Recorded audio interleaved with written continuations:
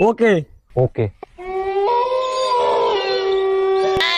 আমাকে কি আপনি একটু মেইন রোডে নিয়ে নামিয়ে দিতে পারবেন? হ্যাঁ পারবো, কিন্তু আপনি এত রাতে এখানে কি করেন? এখানে আমি কারো জন্য অপেক্ষা করি। মানে? ওই সব ছাড়ুন, আপনি কি আমাকে মেইন রোডে নামিয়ে দিতে পারবেন? আচ্ছা ঠিক আছে, বসেন। কিন্তু আপনি তো বললেন না এখানে কি করেন।